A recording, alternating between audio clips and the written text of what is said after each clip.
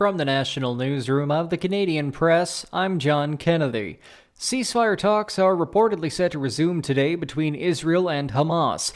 This comes as U.S. President Joe Biden faces heat from the international community for continuing to send billions of dollars worth of bombs and fighter jets to Israel, even with a rift over the anticipated military offensive from Israel into southern Gaza.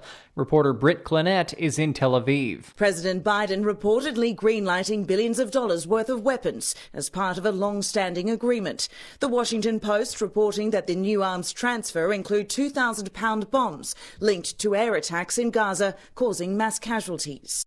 Some Democrats had been urging Biden to halt U.S. military support until Israel allows the delivery of desperately needed aid into Gaza, where the UN warns famine is imminent. Humanitarian officials say deliveries of food and supplies by sea and air are not enough, and Israel must allow more aid into the area by road.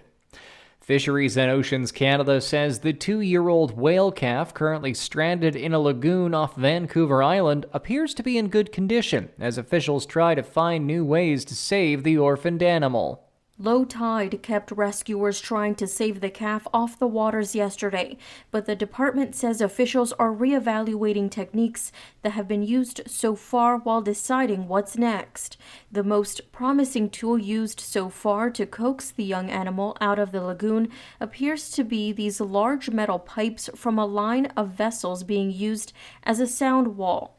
While the whale has come close to leaving the lagoon, rescuers say it has been reluctant to pass over the sandbar where its mother got stranded and died last weekend.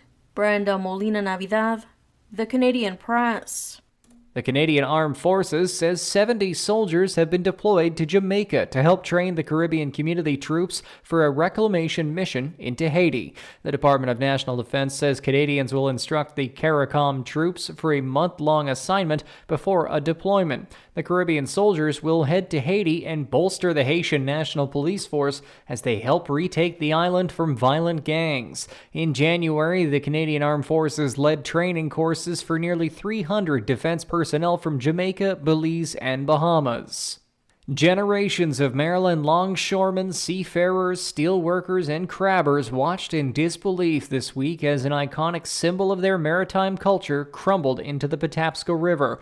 The deadly collapse of the historic Francis Scott Key Bridge has shaken Baltimore to its core and led many to question how it will change the identity of the city. Retired port worker Joe Wade says he remembers fishing near the bridge as a child and says seeing the bridge go down made him emotional.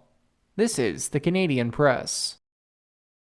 In sports, Blake Coleman's power play goal at 11:30 of the third period snapped a 2-2 tie and lifted the Calgary Flames to a 4-2 NHL victory over the Los Angeles Kings. Nazim Kadri, Martin Popisil, and Mackenzie Weegar scored for the Flames, who snapped a 5-game losing streak. Adrian Kempe and Anze Kopitar scored for the Kings, who have dropped 2 in a row. Austin Matthews scored his NHL-leading 60th goal. Ilya Samsonov stopped 34 shots, and the Toronto Maple Leafs beat the Buffalo Sabres 3-0. Captain John Tavares and Nicholas Robertson also scored for Toronto, which sits third in the Atlantic Division. Canada's national team flattened Finland 8-2 in its lone exhibition tune-up before next month's Women's World Hockey Championship in Utica, New York. Blair Turnbull paced Canada's attack in Kingston, Ontario with 2 goals and an assist, while Sarah Nurse and Julia Gosling each had a goal and an assist. From the Canadian Press, I'm John Kennedy. Thanks for listening. Don't forget to follow and subscribe. For more of today's top stories, visit thecanadianpressnews.ca.